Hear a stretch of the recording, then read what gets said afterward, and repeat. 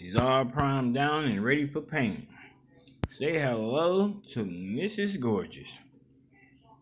Wow, that thing is beautiful. It's ready. I got it all pretty much prepped for the paint. Obviously, I'm gonna have to make another door. It'll be an aftermarket door. That obviously won't be the metal piece. I'm gonna look into ordering it though.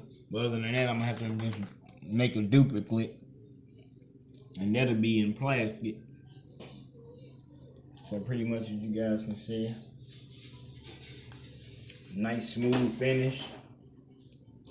That way to give it a good look when it's painted.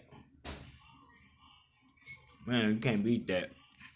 It's all around gorgeous. Even the cab. That is extremely gorgeous. I'm gonna have to do something different because I got to get the paint down here. It's kind of difficult moving this front grill off here. I'm trying to keep everything as original as possible without making too many changes and destroying the pure antique of this truck. So I got most of the rust down. Like I said, I still got to polish and buff this all out. It's gonna be amazing. I even got all up under there.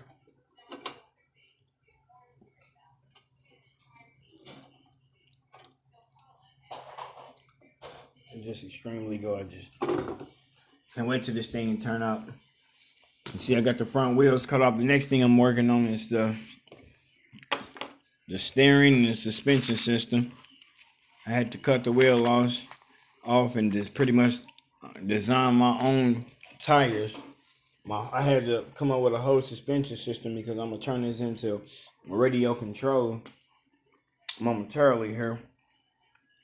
Right here, I do have the wheels that I'm preparing to make in a few days. And here is part of the steering suspension system right here that allow my wheels to turn left and right. And then obviously I gotta add the electronic components and do the wiring and all that and etc. So it's gonna turn out to be great. I can't wait till this project is finished. I stated once before, here's the circuit that once was in here. And as you can see, that has two spots where two buttons was cut off. I don't know what this circuit, I don't know what it did, what was the function of it, because I wasn't worried about trying to get it to work to see. I just pulled it out because I'm thinking about coming up with my own circuit. My plan is to add a lot of lights, maybe some sound, but obviously I have to sit down and decide what am I exactly gonna do, and I haven't decided that yet. So that's a later project. Right now I'm just focusing on, like I said, the suspension, the steering, and etc. And then we'll go from there down the line. But I know I might do some lights, maybe some flashing lights. I may do the truck horn. I just have to see what circuit that I'm gonna put together to make what I want to make. I ain't even decided on, like I said, exactly what I want.